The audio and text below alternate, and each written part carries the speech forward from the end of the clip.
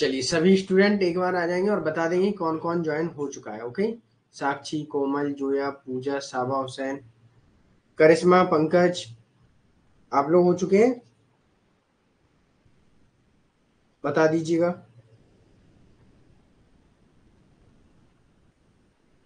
Chinki, okay okay. Vishwajit, okay. Good morning Anjali, I am fine. Vishwajit, okay. Good morning Pankaj. Voice break हो रहा है ना? चलिए। सुमित्रा, करिश्मा, आप हो चुकी हैं join? Okay, good morning Sumitra. Good morning Pankaj.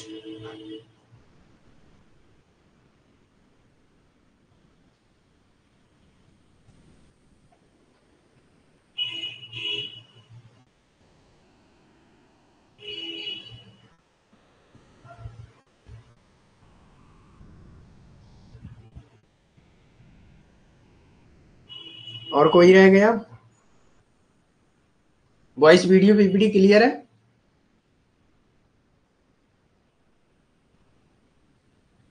Sir ये क्या हो जाता है जो ज्वाइन नहीं होती है?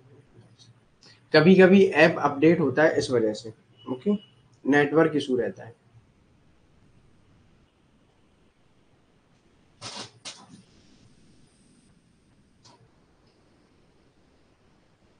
ओके चलिए, तो आई होप सभी लोग ज्वाइन कर लिए हैं, राइट? चलिए, तो हम भी ज्वाइन हो जाते हैं और फिर क्लास स्टार्ट करते हैं, क्योंकि आपके कमेंट देखने के लिए हमें भी ज्वाइन होना पड़ता है।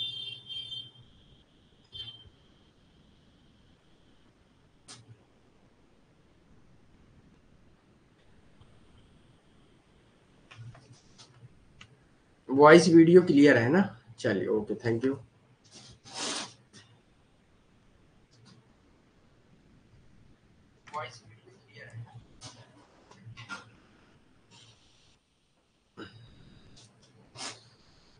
चलिए, तो good morning all of you, welcome to session, welcome to filler form. मैं अतुल कुमार आप सबका आज के सेशन में बहुत बहुत स्वागत करता हूँ। जैसा कि आज का टॉपिक आप लोगों ने देखा होगा, तो टॉपिक लिखा भी होगा, अन्ना हरेंट के बारे में पढ़ना है। अच्छा, अन्ना हरेंट के बारे में कोई बताएगा? मेल है फीमेल है, क्या है ये? अन्ना हरेंट। और इनका मोस्ट इम्पोर्टेंट एक कॉन्सेप्ट है एक्शन। एक्शन क्या है इसके बारे में बताती हैं और पावर के बारे में बात करती हैं। ठीक है, ये चीज याद रखिएगा। ये एक सर्वाधिकार विरोधी थिंकर हैं, सर्वाधिकार को खराब मानती हैं। ठीक है, और ये समुदायवादी भी थिंकर हैं, समुदायवादी हैं, गणतंत्रवादी हैं। ये चीजें याद रखिएगा, ये सारी चीजें हम लोग देखेंगे। Okay, very good Pankaj. चलिए, तो स्टार्ट करते हैं, let's begin. And Hannah Arendt concept action बहुत इंपॉर्टेंट है, ये चीज याद रखिएगा। ओके, पढ़ने से तो फीमेल लग रही है, फीमेल ही है। ओके, कभी कभी क्या होता है, पढ़ने से फीमेल लगती है लेकिन फीमेल होती नहीं है, तो ये अन्ना हरेंट फीमेल है। Okay, good morning Nirmala. चलिए, तो स्टार्ट करते हैं हम लोग। इनके कुछ कोट हैं, ये कोट आप लोग देख लीजिएगा, है ना? क्योंकि ये मानती हैं समाज में एक्शन अर्थात क्रिया करना बहुत इंपॉर्टेंट है। क्रिया का तात्पर्य ये है कि राजनीति में आपको पार्टिसिपेट करना चाहिए। सरकार क्या नीतियां बना रही हैं, उनका समय समय पर आपको उनका अवलोकन करना चाहिए, है ना? उनके पर्यवेक्षक के रूप में आपको एक एग्जाम करना, एग्जामिनेशन होना चाहिए उनका। ओके, याद रखिएगा। The human condition, yes very good. हाँ, तो ये सारी इनकी ये कोट है। कोई खतरनाक विचार नहीं है, सोचना ही खतरनाक है। ओके, अधिनायकवाद की गति से केवल भीड़ और अभिजात को आकर्षित किया जाता है, जनता को प्रचार से जीतना है। नाम के बिना कर्म जो उससे जुड़ा है अर्थहीन है। तीसरी दुनिया एक वास्तविकता नहीं बल्कि एक विचारधारा है। तीसरी दुनिया के बारे में बात करते हैं, जिसमें सर्वाधिकारवाद ने अपनी सत्ता जमाई थी, साम्राज्यवाद ने, उसे वो विचारधारा कहते हैं।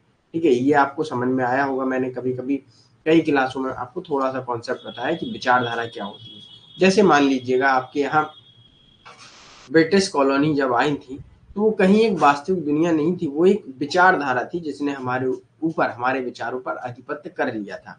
जैसे प्रेजेंट टाइम में कल्चरल हेजेमनी जब हम ग्रांथी की पढ़ते हैं तो उसमें विचारधारा के बारे में बताया गया है, सांस्कृतिक विचार पर परिवर्तन करते हैं, वो हमारे ऊपर कहीं ना कहीं विचारों से प्रभावित करते हैं और विचारधारा का प्रभाव डालते हैं अपनी। ओके, तो वो कहते हैं तीसरी दुनिया कोई वास्तविक नहीं है, वो सिर्फ विचारधारा है। ओके, क्रांति के अगले दिन सबसे क्रांतिकारी रूढ़िवादी क्रांतिकारी बन जाएगा। ओके, तो अगला दुखद सच्चाई यह है कि ज्यादातर बुराई उन लोगों द्वारा की जाती है जो कभी अच्छा या बुरा होने का मन नहीं बनाते हैं। ये तो आपको समझ में आया होगा।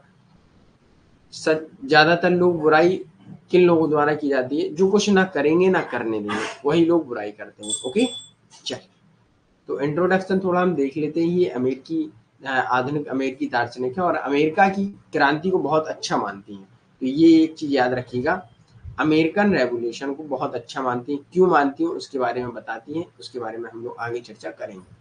ओके, जिनकी जो भी बुक होंगी उसके बारे में भी हम लोग चर्चा करेंगे। ओके, अन्ना अरेंड का जन्म हैनोवर जर्मनी 1906 में हुआ था। नाजी के उदय के बाद उन्हें वहां से भागना पड़ा था जर्मनी से और फ्रांस के रास्ते वह संयुक्त राज्य अमेरिका पहुंची थी।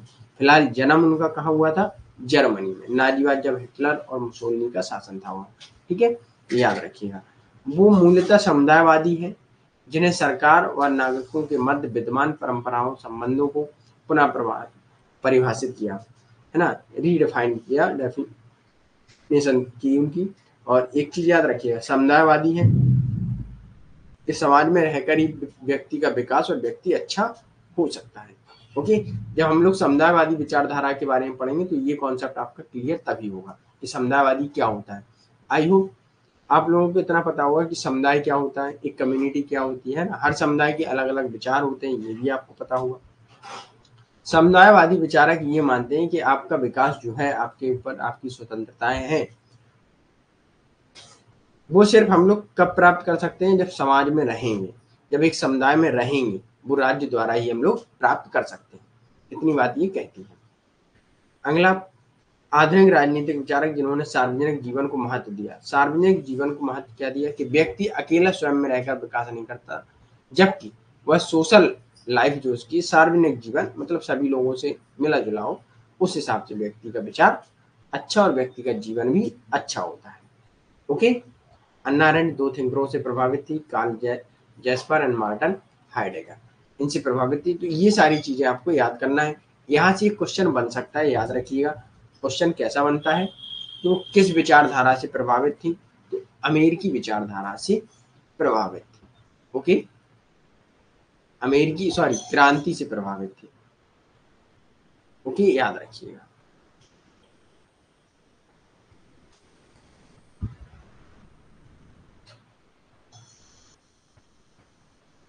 यहाँ तक किसी को कोई प्रॉब्लम? आई होप नहीं होगी आप लोगों को प्रॉब्लम। अगर कोई प्रॉब्लम हो तो बताइए, कोई भी किसी प्रकार का डाउट।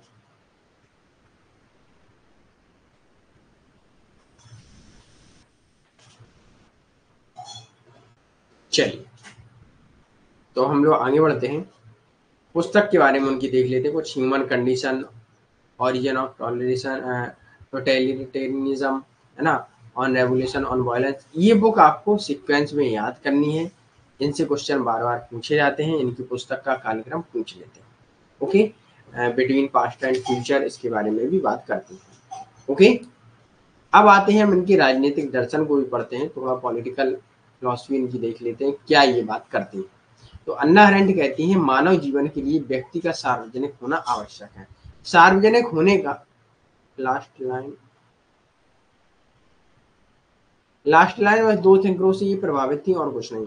सार्वजनिक जीवन को महत्व क्यों दिया उसके बारे में हम लोग चर्चा करते हैं। ओके, ये रहा जो है, देखते हैं हम लोग। ठीक है, पहला पॉइंट यहाँ देख लीजिएगा, सार्वजनिक जीवन व्यक्ति के लिए मानवीय जीवन के लिए व्यक्ति का सार्वजनिक जीवन बहुत या सार्वजनिक होना बहुत आवश्यक है। क्यों है ये चीज समझ लीजिए। जैसे मानिएगा, अगर आप अकेले होंगे तो आप अपने स्वयं के बारे में सोचते हैं, राइट। अब सार्वजनिक जीवन में क्या होगा, जब आप सार्वजनिक जीवन को महत्व देंगे अपने जीवन में, तो क्या होगा, सरकार द्वारा बनाई जा रही नीतियां, उन पे आप डिस्कस करेंगे कि आप एक राजनीति में एक्शन लेंगे, अर्थात उसमें आप एक प्रत्यक्ष भूमिका भी अपनी निभा रहे हैं कि जो भी सरकार बनाएगी, जो भी पॉलिसी, हमें भी उससे मतलब है, क्योंकि हम एक नागरिक हैं और हमारी ये जिम्मेदारी है, सरकार जो भी बनाएगी उसे हम देखेंगे क्या बना रही है, कैसी नीति बना रही है, राइट। अगर हम नहीं देखेंगे तो कहीं ना कहीं सरकार भी, अगर आप नहीं देखेंगे तो कोई और भी नहीं देखेगा, है ना। धीरे धीरे सभी लोग कहेंगे कि हम अपने काम से मतलब रखेंगे, राइट। उसके बाद क्या होगा, सरकार क्या कर लेगी, सरकार कहेगी भाई किसी को कोई मतलब है नहीं अपने सार्वजनिक जीवन से, तो हमें कोई मतलब ही नहीं है, हम कोई वेलफेयर काम ही ना करें। जब कोई लोग सुविधाएं नहीं चाहते तो हमें वेलफेयर काम भी नहीं करने चाहिए। फिर सरकार धीरे धीरे क्या होगी, निरंकुश होगी, सर्वाधिकारवाद आएगा, टोटलिटेरियनिज्म आएगा, राइट। जैसा हिटलर और मुसोलिनी का था। तो हिटलर और मुसोलिनी ने जर्मनी में कैसे अपना सर्वाधिकारवाद जमाया उसको भी हम लोग देखेंगे। ओके, ये चीज क्लियर हुई कि व्यक्ति को सार्वजनिक होना भी बहुत इंपॉर्टेंट है। अगर जो व्यक्ति जैसे सोचते हैं कि हमें कुछ नहीं करना है ना, राइट, हमें अपने जीवन से मतलब है, ठीक, तो कहीं ना कहीं अन्य व्यक्ति भी फिर नहीं सोचते हैं। जब तक आप अपने अंदर की भूमिका की, हमारी समाज के प्रति क्या भूमिका है, उसको नहीं निभाएंगे, तब तक आपके जीवन का उत्थान होना असंभव है। ओके, क्लियर ये पॉइंट। चलिए अगला देख लेते हैं। वो कहते हैं राजनीतिक दर्शन में कि ये सार्वजनिक होना कैसे इंपॉर्टेंट है, तो ये पॉइंट देख लीजिएगा। सहभागिता का सिद्धांत राजनीति स्वतंत्रता की अवधारणा पर आधारित है। राजनीति में आप सहभागी, पार्टिसिपेट करिएगा, है ना। सरकार जो नीतियां बना रही है उसका आप सही गलत बताइएगा, क्योंकि उसमें भी लोग हैं तो वो बना रहे हैं। ओके, याद रखिएगा।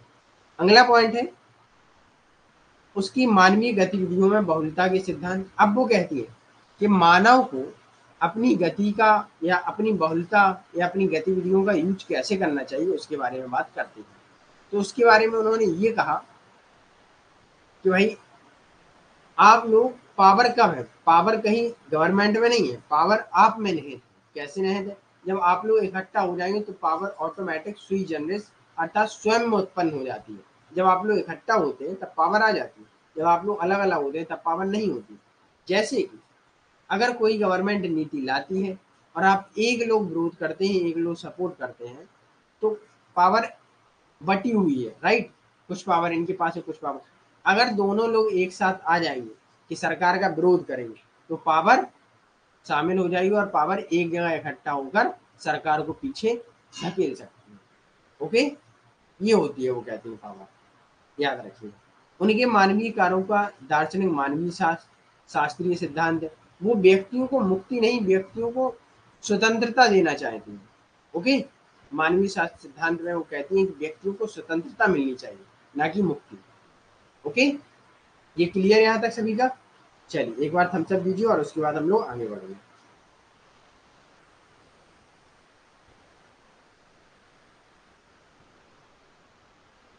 विश्वजीत, जोया, निर्मला, करिश्मा, पंकज, अंजलि, चलिए okay, very good. I hope सभी लोगों को क्लियर है। ओके, वेरी गुड साबा, वेरी गुड साक्षी। चलिए अब देखते हैं हम उनका राजनीतिक चिंतन में स्वतंत्रता को अत्यधिक महत्व दिया उन्होंने। और इनकी जो पुस्तक है बिटवीन पास्ट एंड फ्यूचर में उन्होंने राजनीति का अस्तित्व स्वतंत्रता के अनुभव से माना है। उनके अनुभव का क्षेत्र कार्य है, मतलब व्यक्ति द्वारा जो कार्य किया जाता है, एक्शन लिया जाता है, वो है। ओके, याद रखिए, एक्शन के बारे में भी हम लोग देखेंगे। अगला पॉइंट है ह्यूमन कंडीशन, जो इनकी बुक है, तो इसके बारे में वो चर्चा करती हैं। अन्ना अरेंट ने कहा है कि आधुनिक विश्व में राजनीति को आर्थिक गतिविधियों से तृतीयक माना जा रहा है। राजनीति को भौतिक व घरेलू आवश्यकताएं पूर्ण करने के प्रशासनिक यंत्र के रूप में देखा जा रहा है। यह सर्वाधिकार का विकास में सहायक है। ये कहते हैं मानव की कंडीशन क्या हो गई, मानव की स्थिति क्या हो गई, उसके बारे में बात करते हैं। तो वो कहते हैं जो आधुनिक विश्व है राजनीति को आर्थिक गतिविधियां से द्वितीयक माना जा रहा है। कहने का तात्पर्य ये है कि जो विश्व है, जो मॉडर्न है, अगर आप देखें तो आपको राज्य कहीं ना कहीं सारी चीजें प्रोवाइड करा देता है। ओके, करा रहा है। राज्य आपको घरेलू आवश्यकताएं पूर्ण करने के लिए प्रशासनिक यंत्र के रूप में देखते हैं आप लोग, कि राज्य हमारे लिए सारी सुविधाएं दे रहा है।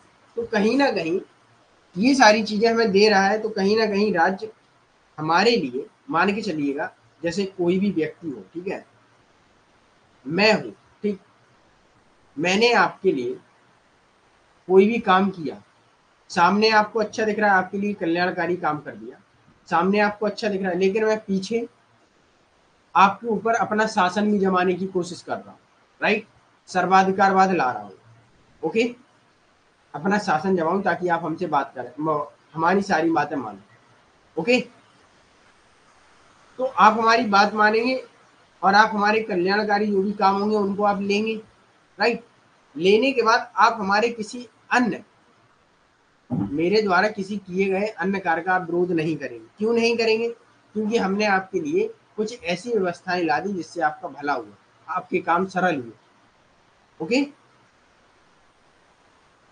तो आप हमारा विरोध नहीं करेंगे और फिर हम अंत में आपके ऊपर आधिपत्य जमा लेंगे। तो ये कहीं ना कहीं जो चीजें हैं, राजनीतिक भौतिकवाद, घरेलू आवश्यकताएं पूर्ण करना, आर्थिक गतिविधियां जो राज्य द्वारा की जाती हैं, वो सर्वाधिकारवाद में सहायता देती है, वो कहती है, ओके, और वही व्यक्ति जो समझ रहा है कि वो हमारी सहायता कर रही है गवर्नमेंट, ऐसा नहीं है, वो कहीं ना कहीं सर्वाधिकारवाद के विकास में सहायता कर रही है, ओके।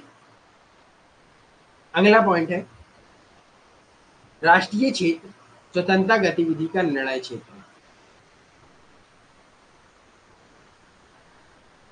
क्लियर है यहां तक? चलिए, ओके। राष्ट्रीय क्षेत्र स्वतंत्रता गतिविधि का निर्णय क्षेत्र है। जो आपका क्षेत्र है वो स्वतंत्रता गतिविधि, जिसमें व्यक्तियों द्वारा निर्णय लिए जाते हैं कि क्या सही है क्या गलत है, सभी लोग अपनी भूमिका निभाएंगे, है ना, एक्शन लेंगे, ओके, ये चीज याद रखिए। अगला पॉइंट है यूनानी युग में निजी व सार्वजनिक गतिविधियों के मध्य विभाजन किया गया था, जो अब समाप्त होता जा रहा है। एक चीज देखिएगा, जब यूनानी में, यूनानी विचारक अरस्तु प्लेटो को हम लोग जब देखते हैं, वहां क्या हुआ था, एक चीज बताइएगा, आपको आवाज, वॉइस क्लियर आ रही है? कहीं बारिश जैसी तो आवाज नहीं आ रही कि बारिश हो रही है ना?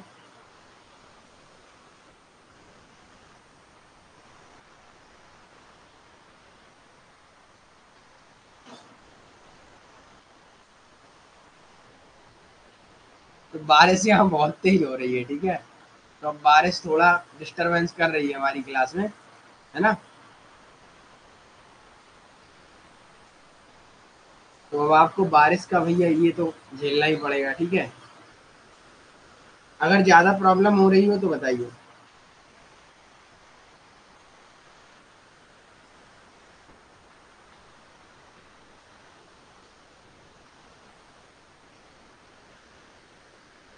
ओके ओके, ठीक है, तो बारिश यहाँ बहुत तेज हो रही है,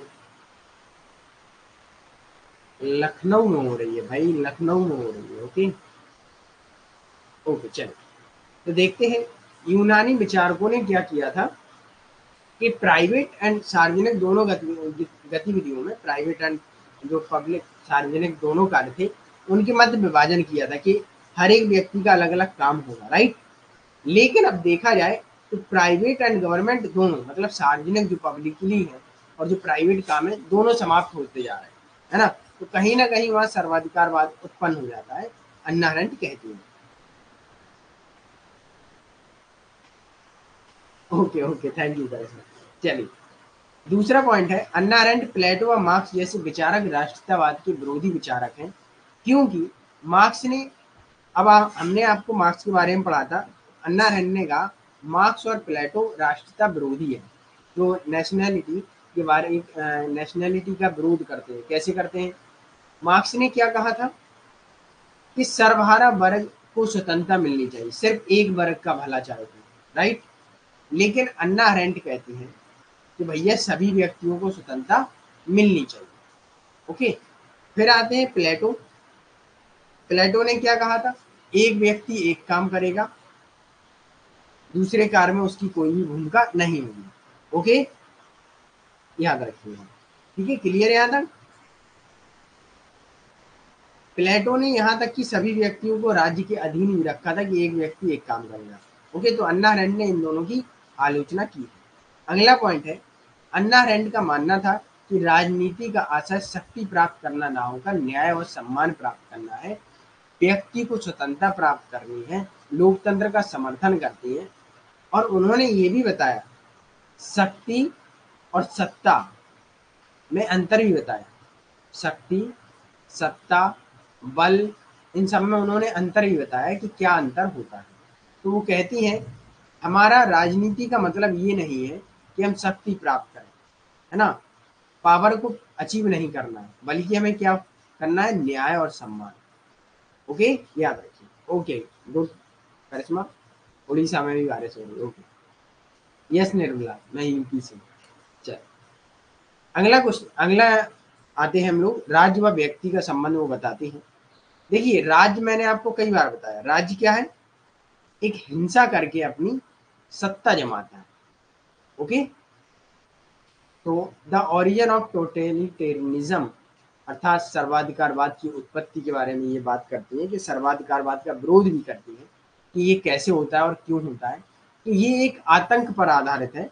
अगर कोई भी सत्तावादी होगा तो क्या होगा, वो आतंक करेगा। कैसे करेगा, एक चीज जान लीजिए, जब ये जर्मनी से भागी थी तब हिटलर का शासन था और वहाँ स्थितियां इतनी खराब थी उन्होंने प्रथम विश्व युद्ध के बाद, और उन स्थितियों को सही करने के लिए वहाँ क्या आया था, हिटलर का शासन आया। हिटलर के नेतृत्व में वहाँ शासन किया गया और लोगों को हिटलर का नेतृत्व सही लगा, क्योंकि लोगों की जो स्थितियां खराब थी उनमें से वो उभरे और हिटलर का सपोर्ट किया। लेकिन हिटलर का सपोर्ट करने के बाद हिटलर इतना अत्याचारी हो गया कि उसने अपनी सत्ता जमाने के लिए यहाँ तक भी कह दिया कि हम आपके ऊपर जो भी गलत शासन करेंगे तो आपके ऊपर इसलिए करेंगे क्योंकि ईश्वर ने कहा है आपके पाप का प्रायश्चित हो रहा है।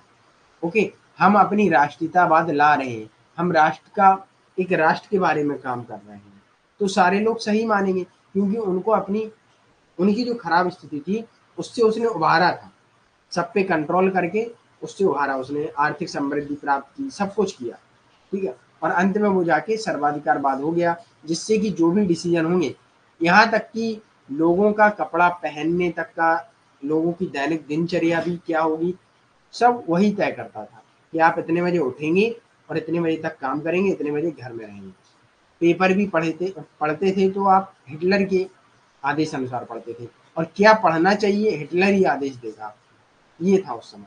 तो इन्होंने सर्वाधिकारवाद का उत्पत्ति बताई और इसका पतन ही बताया कि पतन कैसे करेंगे। ओके, तो इसमें ये बात करती है एक्शन की, क्रिया। ओके, क्रिया क्या है इसके बारे में हम लोग यहाँ जान लेंगे। पहले हम लोग ये देख लेते हैं, ये सर्वाधिकारवाद का विरोध करती है जो आतंकवाद पर आधारित है।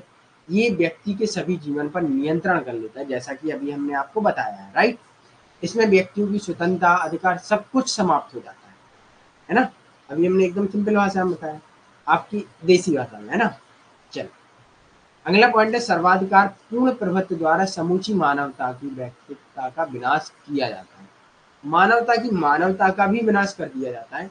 यहाँ तक कि क्या कह दिया जाता है कि जैसे मान लीजिएगा कोई व्यक्ति है और कह दिया जाए उसने अगर चोरी भी कर ली हो या कोई ऐसा छोटा सा काम कर दिया हो जो हिटलर को पसंद ना आया हो, तो हिटलर लोगों से क्या कहेंगे कि इसने राष्ट्रीयता का विरोध किया है, राज्य के अगेंस्ट ये खड़ा हुआ है, इसे सजा मिलनी चाहिए, इसे आप ही लोग मार दो।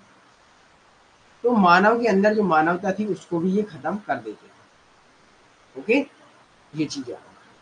अन्ना हरेंट ने सर्वाधिकारवाद की उत्पत्ति का मूल कारण व्यक्ति स्वयं है। व्यक्ति को स्वयं माना कि सर्वाधिकारवाद की उत्पत्ति जो हुई है व्यक्ति ने स्वयं की है। कैसे की है तो उसको हम थोड़ा देख लेंगे। हिटलर का जो है, हिटलर के लीडरशिप में वहाँ शासन किया गया था जर्मनी में, उसके बारे में वो बात करते हैं। तो बात क्या करते हैं, प्रथम विश्व युद्ध के बाद जब जर्मनी में बेरोजगारी, मुद्रास्फीति आदि अधिक होती थी तो लोगों ने आर्थिक समृद्धि प्राप्त करने हेतु हिटलर के नेतृत्व को स्वीकार कर लिया। अब एक चीज समझिएगा, कभी भी कोई भी राज्य हो, जैसे मान के चलिएगा बाई चांस कभी हो ना, है ना, आप जहाँ भी रहते हैं और वहाँ की सरकार हो, कोई भी हो, वहाँ एकदम स्थितियाँ खराब हो गई हो, आपको खाने के लिए कुछ भी ना हो, और दूसरी कोई शासन आता है वो आपको खाने के लिए चीज़ें प्रोवाइड करा देता है जैसे तैसे, तो आप उसका भरपूर और भरसक समर्थन करेंगे, राइट। समर्थन करने के बाद वो जो भी कहेगा आप वो मानेंगे, क्योंकि आपको उसने मरने से भी बचाया, है ना, तो आपको वो अच्छा लगेगा। फिर एक समय आएगा कि वो आपके ऊपर अपना नियंत्रण जमा लेगा और आप वो जो कहेगा आप वो मानेंगे। आप क्यों मानेंगे? क्योंकि आपको पता है आपकी उसने जान बचाई है ना। तो वही बात ये कहती है। अगला पॉइंट है व्यक्ति के निजी सार्वजनिक सभी जीवन के विभाजन समाप्त होने के कारण ऐसा हुआ है कि सार्वजनिक एवं निजी सब कुछ खत्म हो जाता है उस समय, कि हमारा कोई प्राइवेसी नहीं है। जो भी कुछ है हम हिटलर के प्रति है, उस लीडर के प्रति है, सर्वाधिकारवाद के प्रति है ना, तो उसको समझिए। अब वो कहती है कि जो एक्शन है, क्रिया है, क्रिया के बजाय लोग क्या कर रहे हैं? लोगों के पास देखो करने के लिए तो क्रिया है, लेकिन हम लोग क्या कर रहे हैं? लेबर कर रहे हैं और वर्क कर रहे हैं, काम कर रहे हैं। ठीक है, यहाँ तक सीमित हो गए। व्यक्ति के 3 गुण होते हैं, वो बताती है, लेबर, वर्क एंड एक्शन। तो व्यक्ति कहीं ना कहीं अपने एक्शन, अपने द्वारा क्रिया या वो अपने अंदर की क्षमताएं भूल चुका है कि हम क्या कर सकते हैं। अगर जैसे मान के चलिए एक्शन क्या है, आपका कोई शोषण कर रहा होगा तब आप एक्शन लेते हैं, तब क्रिया करते हैं, तो उस एक्शन में क्या होता है? आपका शोषण करने वाला खत्म हो जाता है, मतलब आपके द्वारा की गई क्रिया में आप स्वतंत्र हो जाते हैं। राइट। तो वो कहती हैं इस सर्वाधिकार में व्यक्तियों ने अपने लेबर और वर्क को क्षमता दी है, अपने वर्क और लेबर को ही उच्च माना है, उसने एक्शन के बारे में जाना ही नहीं कभी। मतलब एक्शन क्रिया लेना, कि हम इतने गलत शासन के प्रति क्या क्या कर रहे हैं, बल्कि इनके कार्य कर रहे हैं और इनका श्रम कर रहे हैं। हम अपनी एक्शन, हम अपनी क्रिया ले ही नहीं रहे, है ना। तो आगे जाके वो कहती हैं कि हम क्या कर सकते हैं। हम एक्शन लेंगे, व्यक्ति सभी लोग इकट्ठा होंगे और इस गलत शासन के प्रति एक्शन लेंगे, इसको हटाएंगे। ओके, सभी लोग इकट्ठा रहेंगे तभी पावर आएगी। अभी सभी लोग अलग अलग हैं, कि व्यक्ति अगर कोई गलत काम करता है तो हिटलर के आदेश पर उसे मार दिया जाता है। राइट। तो वो कहती है एक्शन बहुत इंपॉर्टेंट है। तो यहाँ से क्वेश्चन बनता है कि अन्ना हरेंट के अनुसार लेबर, वर्क और एक्शन में क्या इंपॉर्टेंट है? एक्शन। और चौथा ऑप्शन दे देंगे तीनों में से कोई नहीं है, तीनों। ठीक है, तो एक्शन इंपॉर्टेंट है। और यहीं से एक क्वेश्चन ऐसे भी बन सकता है कि अन्ना हरेंट के अनुसार, अन्ना हरेंट के द्वारा जीवन के 3 स्रोत बताए गए हैं, उनमें से कौन सा नहीं है या कौन से हैं? ठीक है, दे देंगे ऑप्शन कि भाई कार्य, श्रम, है ना, एक्शन, या तीनों हैं या तीनों नहीं है, ये भी दे देंगे। या फिर चौथा ऑप्शन और कोई दे देंगे कि चुनाव लड़ना। तो आपको याद रखना है कि चुनाव लड़ना नहीं है। तो ये तीनों पॉइंट याद रखिएगा। अब वो कहती हैं कि जीवन का सर्वश्रेष्ठ, जो जीवन का स्रोत है वो एक्शन है। जीवन की सर्वश्रेष्ठ गतिविधि राजनीतिक एवं नैतिक कार्य है। राजनीति में अपनी भूमिका निभाना एवं नैतिक कार्य करना ही क्या है? एक्शन है। ओके, और ये जीवन में बहुत इंपॉर्टेंट है। ठीक है, वो बताते हैं। अगला पॉइंट है वर्क, जिसमें स्थायी वस्तुओं का निर्माण किया जाता है। आप कार्य करते हैं, बस एक कुछ वस्तुओं का निर्माण करते रहते हैं, वो कहते हैं। ठीक है, ये है। और अगला है लेबर, जिसमें शारीरिक आवश्यकताओं को पूर्ण किया जाता है। लेबर जो श्रमिक होते हैं उनके बारे में बात करते हैं। तो वो कहती है हमें अपने एक्शन को जगाना पड़ेगा, क्रिया करनी पड़ेगी। ओके, क्योंकि व्यक्ति के जीवन का स्रोत सबसे अच्छा वही है। जब तक वो एक्शन नहीं लेगा, एक्शन नहीं करेगा, क्रिया नहीं करेगा, तब तक वो अपना अच्छा जीवन प्राप्त नहीं कर सकता है। ओके, यहाँ तक क्लियर सभी को?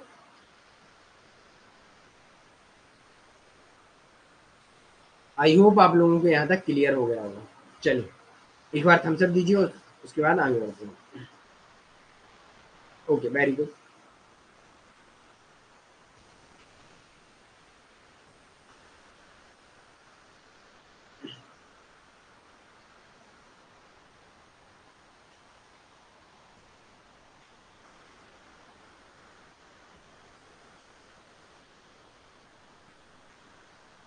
ओके, चलिए अब आगे बढ़ते हैं।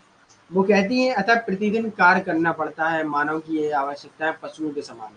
देखिए, अब वो बात कहाँ करती है। अच्छा एक चीज बताइए, आंसर दीजिए सभी लोग। आप में और जानवर में क्या अंतर है? एनिमल एंड ह्यूमन में अंतर क्या है, डिफरेंस क्या है? चलिए बताइए, आंसर कीजिए।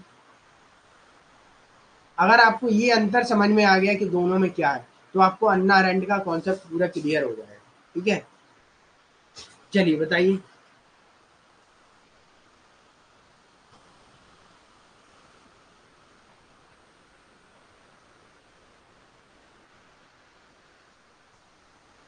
यस, विवेक है हमारे पास,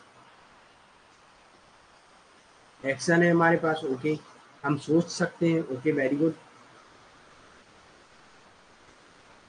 और क्या कर सकते हैं? ओके, यस, ओके, हम समझ सकते हैं कि हमारे साथ गलत हो रहा है, यस, ओके। अब एक चीज देखिए, हम लोग जानवर को कैसे रखते हैं? सिर्फ जानवर को हम जैसे मान के चलिएगा, कुत्ते को रखते हैं, डॉग को हम पालते हैं, तो हम उसे उसकी वफादारी के प्रति पालते हैं, उसे हम खाना देते हैं और उससे हम काम कराते हैं कि आप हमारी सुरक्षा करें, है ना? कोई जो गधे रखते हैं, गधे काम करने के लिए काम आते हैं, है ना?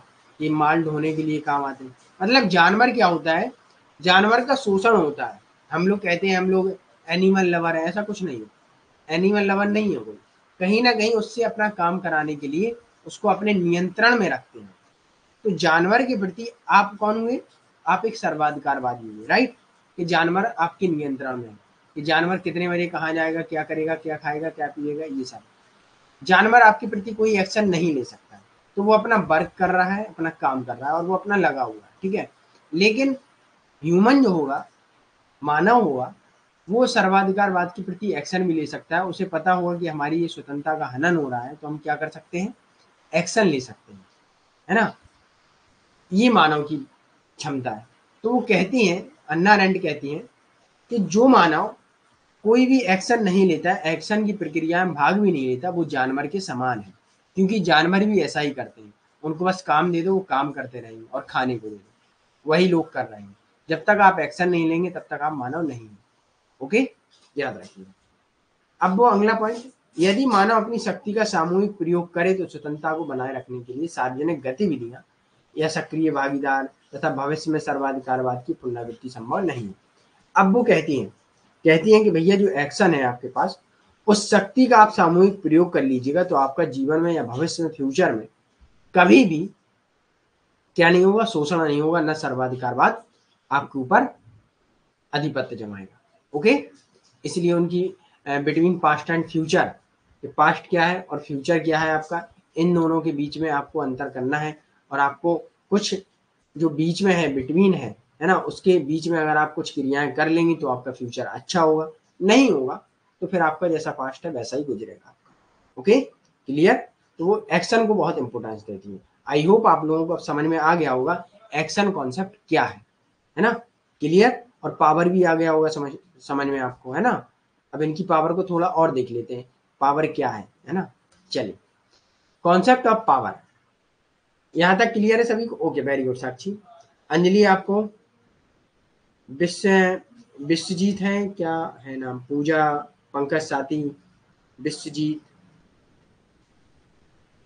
हाँ विश्वजीत, क्लियर है सभी को? चलिए, ओके वेरी गुड। अब आता है कॉन्सेप्ट ऑफ पावर, इसके बारे में हम लोग थोड़ा देख लेते हैं।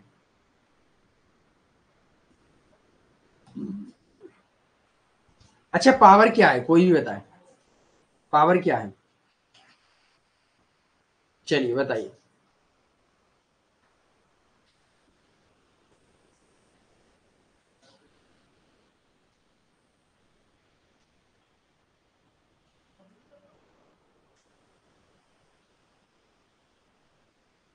पावर शक्ति है, ठीक है, वो तो हिंदी ट्रांसलेट हो गया कृष्ण।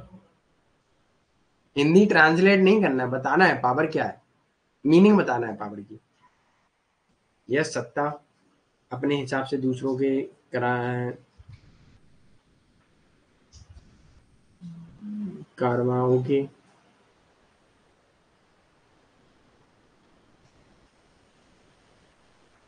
अशुपत्य जमाना, अधिपत्य, हाँ ठीक है, अधिपत्य हो गया, जिससे दूसरों को कंट्रोल में रखा जा सके, ओके वेरी गुड। दूसरों को अपना अनुसार चलाना, ओके वेरी गुड। अपने हिसाब से दूसरों से वर्क कराना, ओके। अपनी सत्ता स्थापित करना, ठीक है। अच्छा एक चीज बताइए, आपने कभी पावर देखा है? शक्ति देखी है आपने कहीं?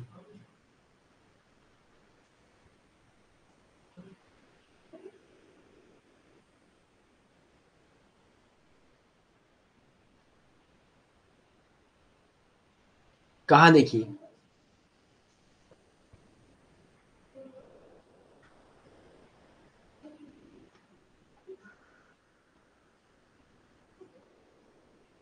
चलिए बताइए, पावर कहाँ देखी है आपने? यस। नहीं, लेकिन आ जाती है अपने आप में, है ना, वो दिखती नहीं है। देखिए एक चीज देखिए, जैसी पावर है वैसा प्रेम है ना, लव। ये दोनों चीजें दिखती नहीं है कभी। दिखती है? नहीं दिखती है ना। लेकिन हम लोग समझ जाते हैं कैसे? जैसे मान के चलिए आपके मम्मी पापा आपकी चिंता करते हैं, राइट, कि बेटा ने खाना खाया है कि नहीं खाया है, इतनी देर से पढ़ रहा है, तो वो कहीं ना कहीं मम्मी पापा का प्रेम है, राइट, है ना। अब जैसे आपके पास कोई भी पेट एनिमल हो तो उसके प्रति आपका प्रेम होता है, राइट। अब पावर क्या है? पावर भी आपको देखने को नहीं मिलती है लेकिन होती है। जैसे मम्मी पापा कहते हैं टीवी बंद कर दो, जाओ पढ़ो, है ना, तो ये उनकी पावर है ना। तो अब वो कहती हैं, ये पावर का कॉन्सेप्ट है वो क्या है? सुई जेनरस है। सुई जेनरस क्या होती है? ये चीज, ये कॉन्सेप्ट, ये टर्म आप लोग याद कर लीजिएगा। इससे क्वेश्चन बन सकता है कि अन्ना हरेंट की जो पावर है वो कैसी है, तो सुई जेनरस है। ओके, जो अपने आप में प्रकट हो जाती है। अपने आप में कैसे प्रकट हो जाती है, ये चीज समझिएगा। जैसे मान के चलिएगा आपके दोस्तों का ग्रुप है, ठीक है। आपका जो क्लासरूम है, आपके कैंपस में जो आपका क्लासरूम है, या मान लीजिए आपका जो वाटर कूलर है, आरओ है आपके स्कूल में, ठीक है, वो चालू नहीं है, ठीक है। अब कोई एक व्यक्ति, मान के चलिए करिश्मा जाती हैं एचओडी से शिकायत करती हैं कि मैम वो पानी नहीं चल रहा है, उसकी आप व्यवस्था करा दीजिए। तो एचओडी क्या करेंगी? आपकी बात सुन लेंगी लेकिन उस पर कोई एक्शन नहीं लेंगी। क्यों नहीं लेंगी? क्योंकि आप अकेले गए थे, आप में कोई पावर है ही नहीं, है ना। अब क्या हुआ? दूसरी बार भी जाएंगी तब भी नहीं सुनेंगी वो। जब आपकी पूरी क्लास का ग्रुप जाएगा तो वो कहाँ हो जाती? वो फिर पावर इकट्ठी हो जाती। तब एचओडी के पास जाएंगे, तब एचओडी को लगेगा क्या हो गया। तब एचओडी से आप कहेंगे मैम वो पानी की समस्या है, या क्लास में पंखे की समस्या है, गर्मी बहुत लगता है।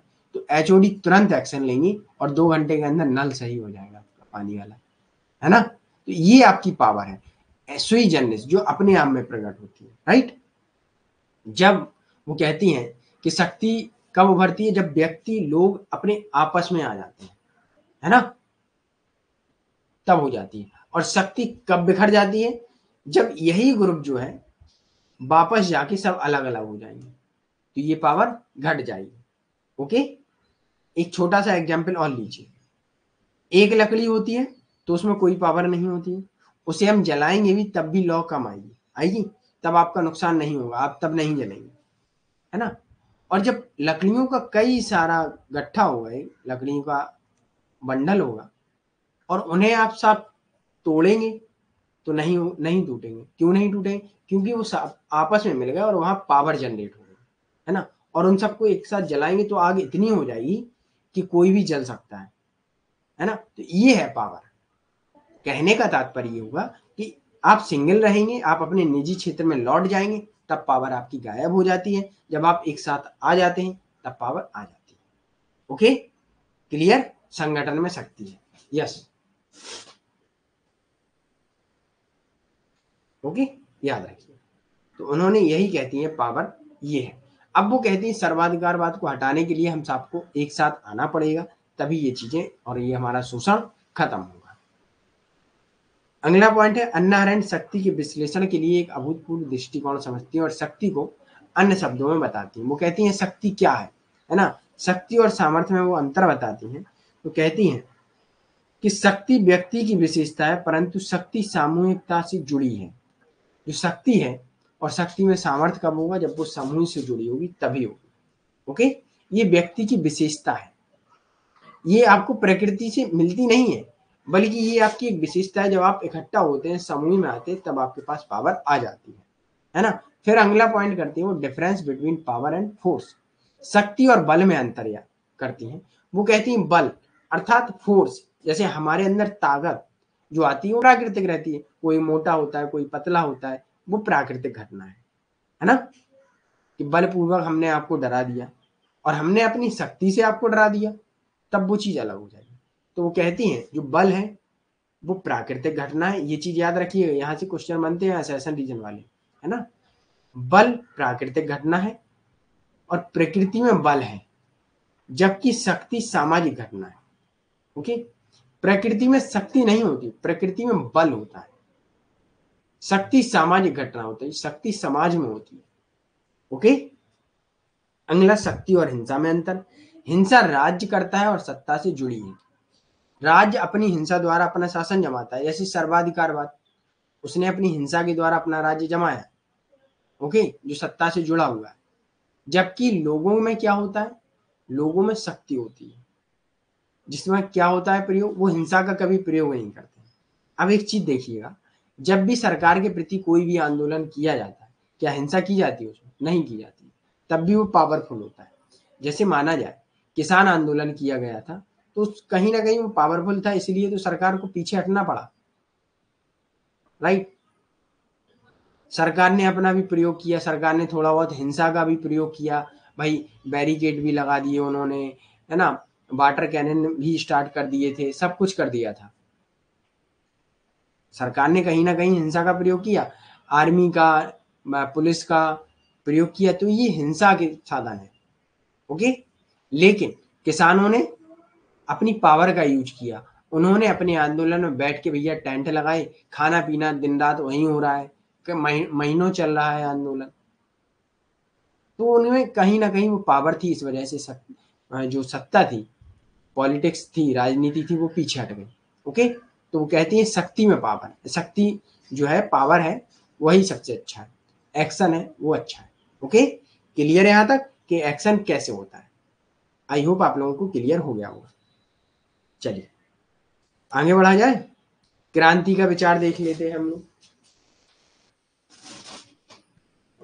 एक बार थम्स अप दीजिए और फिर आगे बढ़ते हैं।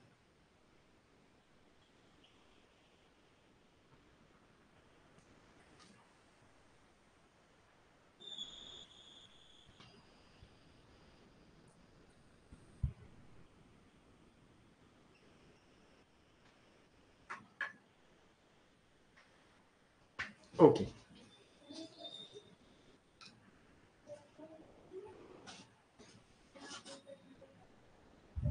करिश्मा अभी भी रिपीट करना है, एकदम सिंपल भाषा में समझाए।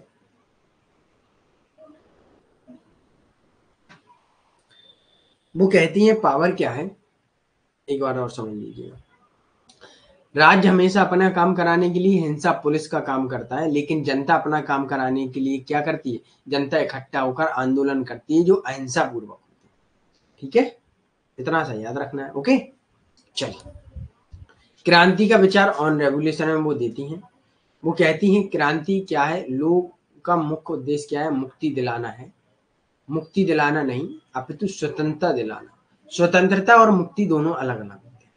ओके, स्वतंत्रता में क्या होता है, व्यक्ति अपने अनुसार अपने निर्णय ले सकता है, अपने अधिकार अपने कर्तव्य निभा सकता है। लेकिन मुक्ति में क्या होता है कि आपको कुछ ही अधिकार दिए जाते हैं जो आपके प्रति सही हो, आपके प्रति गलत ना हो। ओके, तो मुक्ति और स्वतंत्रता में अंतर है, लेकिन ये मानती किसे है? स्वतंत्रता को। ओके, कि व्यक्ति स्वतंत्र होगा, मानवता होगी।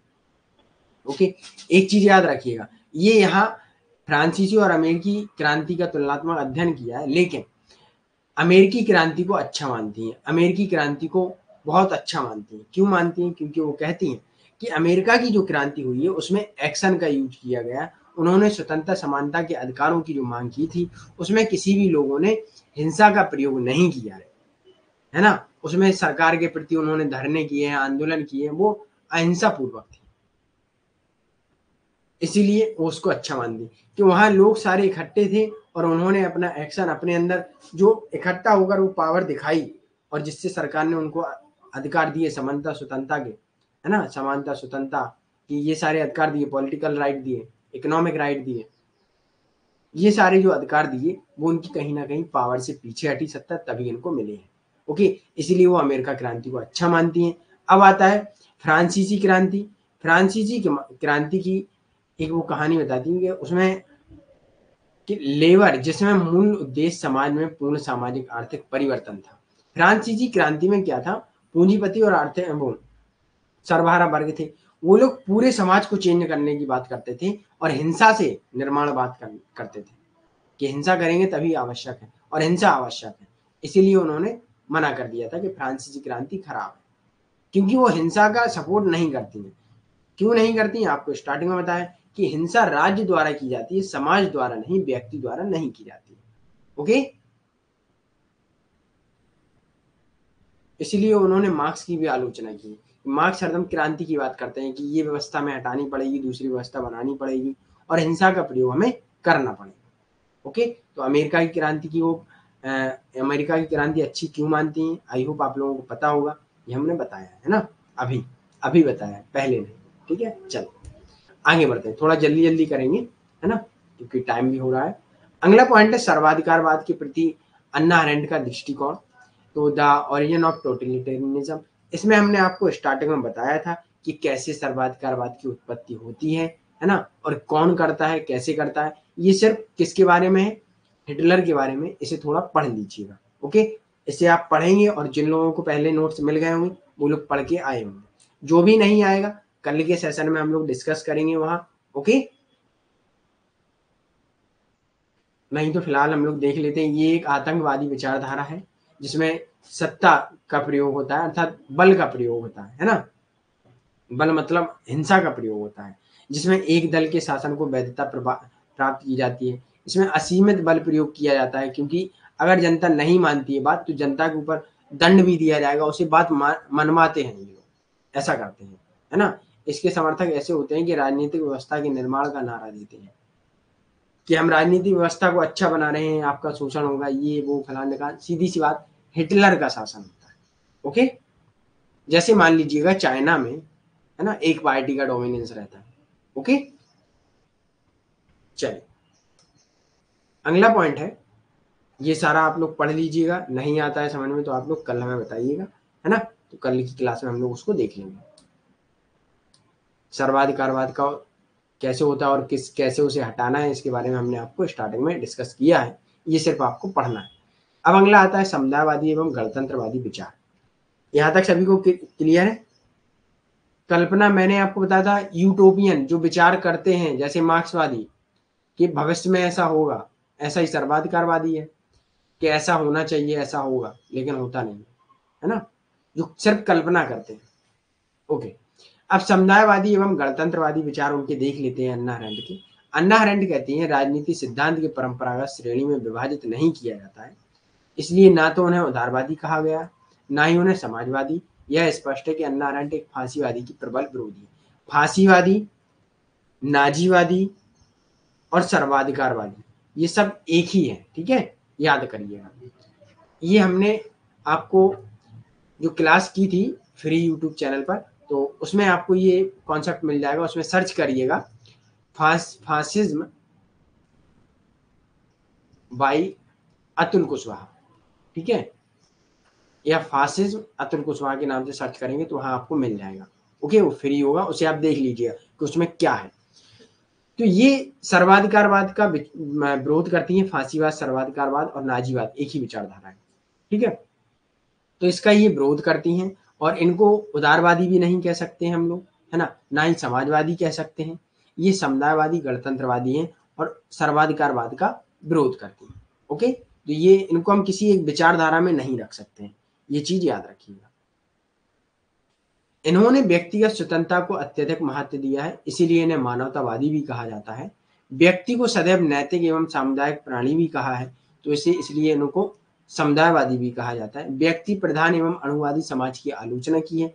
व्यक्ति प्रधान एवं अणुवादी समाज की आलोचना, जिसमें पूंजीपति वर्ग और सरवारा वर्ग होता है, उसकी इन्होंने आलोचना की है। अर्थात मार्क्सवादी की या मार्क्स की प्रबल विरोधी रही है, क्योंकि मार्क्स ने एक अणुवादी समाज माना है आर्थिक संसाधनों पर। ओके, उनके अनुसार लोकतंत्र में व्यक्ति को सक्रिय सहभागिता बढ़ाने देने की आवश्यकता है, अर्थात आवश्यकता है, तथा शक्तियां कम जनता में निहित होती हैं। जो शक्तियां होती हैं वो आम जनता में निहित होती है।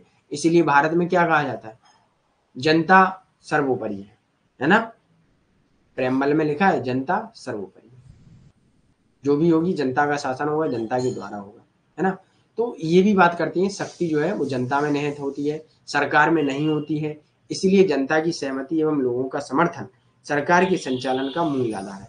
जब तक जनता आपको सहमति नहीं देगी, जब तक लोग आपका समर्थन नहीं करेंगे, तो ना मोदी जी रहेंगे गवर्नमेंट में, ना कांग्रेस रहेगा, कोई भी नहीं रहेगा, है ना। तो कहीं ना कहीं आपको जनता के हित में काम करना पड़ेगा, तभी सरकार का समर्थन मिलता है, सरकार को मिलता है ना।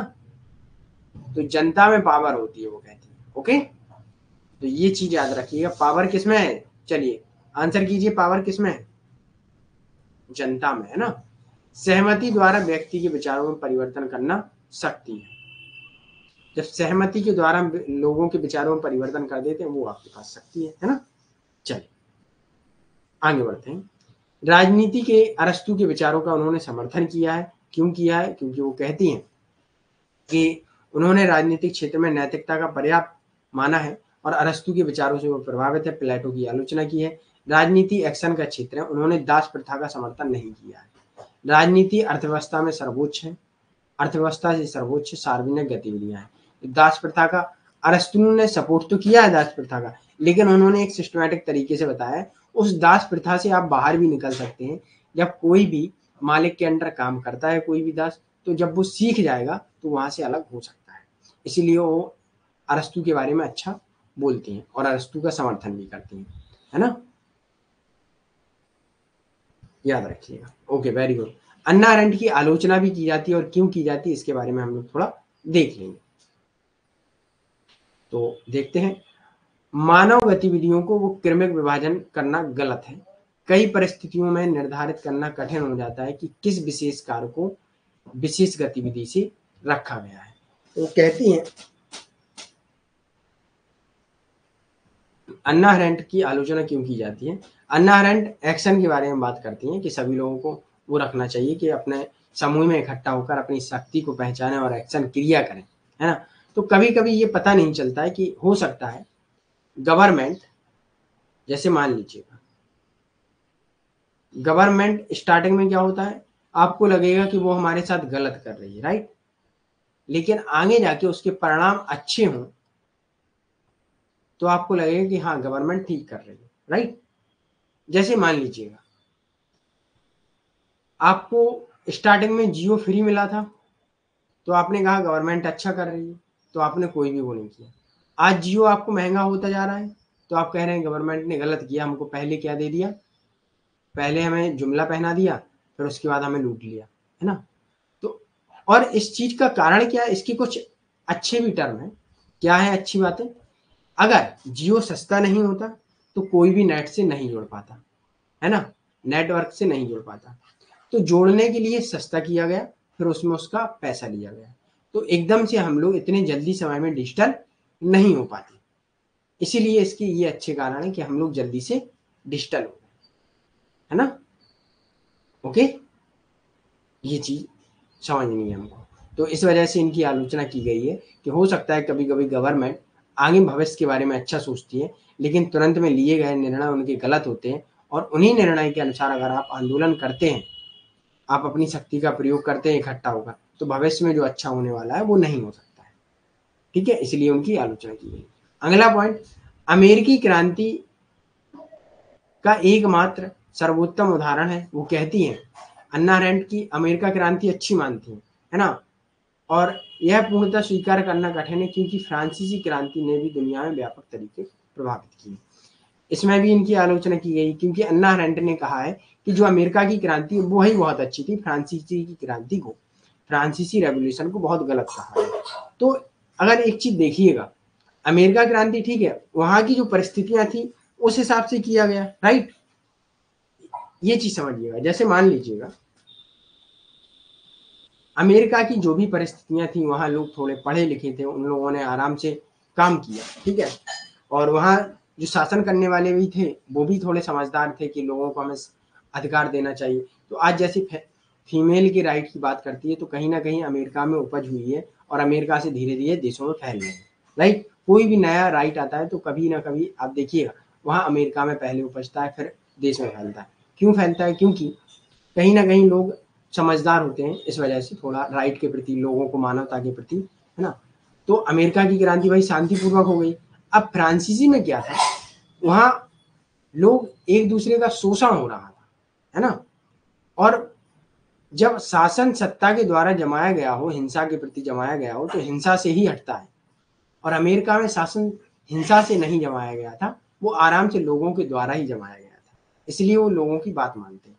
और फ्रांसीसी में क्या हुआ था, फ्रांसीसी रेवोल्यूशन क्यों हुई थी, क्योंकि वहाँ लोग जो शासन करने वाले थे, शासक थे, वो आराम से मान नहीं रहे थे, वहाँ क्रांति करना आवश्यक था क्योंकि लोगों को हटाया जा सके। इसलिए हर परिस्थिति के लिए हर एक हल अलग अलग होता है ना। जैसे मान के चलिए आपका पड़ोसी एक खराब है ना, तो उसको खराब ही गलत ही तरीके से समझाया जाएगा जब अच्छे तरीके से नहीं मानना है। और एक आपका पड़ोसी अच्छा है तो उसको आराम से बात करके सॉर्ट आउट हो सकता है सब कुछ। इसी वजह से इनकी आलोचना की गई कि ये मानती है अमेरिका की क्रांति अच्छी है, फ्रांसीसी की नहीं। लेकिन फ्रांसीसी की भी क्रांति अच्छी है क्योंकि दुनिया में इसका भी व्यापक प्रभाव पड़ा है। ओके, क्लियर है यहाँ तक? एक बार थम्स अप दीजिए और फिर उसके बाद हम लोग आगे बढ़ते हैं। अब इनके कुछ निष्कर्ष देख लेते हैं, कंक्लूजन पे पहुंचते हैं। तो अन्ना अरेंड का विचार सभी वैचारिक विभाजन से परे है। वह स्वतंत्रता की समर्थक हैं, लोकतंत्र के पक्ष पोषक हैं, लोकतंत्र को मानती हैं। सबसे बढ़कर वह क्रांतिकारी मानवतावादी है, मतलब क्रांति होगी मानववाद से होगी, है ना, हिंसा से नहीं होगी। 21वीं सदी के लोकतांत्रिक मानवाधिकार के युग में अत्यधिक प्रशंसा है। 21वीं सदी की ये विचारक है जो लोकतंत्र और मानवाधिकार की बात करते हैं। ओके, आई होप आप लोगों को ये चीजें सब क्लियर होगी। अब किसी भी स्टूडेंट का कोई भी डाउट हो तो बताइएगा। हमारे तरफ से सेशन समाप्त हुआ है और आपका कोई भी डाउट हो तो बताइएगा, उसे हम लोग सॉल्व करेंगे और उसके बाद सेशन को समाप्त करेंगे। और एक चीज याद रखिएगा, कल से हम लोगों का फर्स्ट यूनिट स्टार्ट होगा। फर्स्ट यूनिट में आपको ऑलरेडी पता ही चल गया होगा कि कल किस चीज की क्लास है, लिबर्टी एंड इक्वालिटी की क्लास है। इसकी हम आपको अभी तुरंत पीडीएफ देंगे, तो उसमें आप लोग पढ़ लीजिएगा। जो भी आपको समस्याएं हैं तो हम आपको कल उसमें सॉल्व करेंगे लाइव सेशन में। ओके, अब जो भी स्टूडेंट रिकॉर्डेड क्लास देखते हो तो वो भी लाइव देखना स्टार्ट कर दीजिएगा, क्योंकि ये कॉन्सेप्ट की कॉन्सेप्ट जो रहेंगे उन्हें समझना बहुत इंपॉर्टेंट है। ओके, चलिए तो चलते हैं, मिलते हैं हम कल फिर सुबह 9 बजे इसी समय। Thank you for today's session. Watch and most welcome. Okay.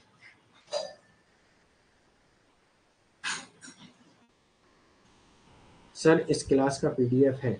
हाँ, इस क्लास का आप सबके पास पीडीएफ आ चुका होगा। और अगली जो क्लास कल होगी लिबर्टी एंड इक्वालिटी की, यूनिट नंबर 1 से की कॉन्सेप्ट होंगे, इसकी क्लास, इसकी पीडीएफ अभी मैं तुरंत अपलोड करता हूँ। Okay, most welcome all of you and thank you for today session watch. चलिए, ओके, बाय।